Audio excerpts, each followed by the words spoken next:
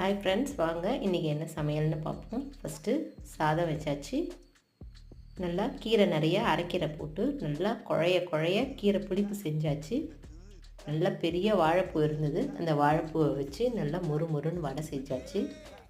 நல்லா நெய் ததும்ப நல்ல பொங்கல் பொங்கல் வச்சாச்சு. வெண்பொங்கல் தான்.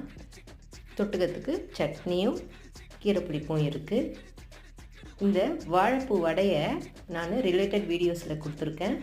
கண்டிப்பாக எல்லோரும் ட்ரை பண்ணுங்கள். அவ்வளோ சூப்பராக இருக்கும். முறுமுறுன்னு வாழைப்பூ வடை செய்யலாம். அவ்வளவும் நல்லது. ஒரு துளி துவர்ப்பு கூட இருக்காது. குழந்தைங்கள்லேருந்து பெரியவங்க வரைக்கும் எடுத்து சாப்பிட்டு காலி பண்ணிவிடுவாங்க. நீங்கள் வானலியில் போடுறச்சவே காலி ஆகிடும்.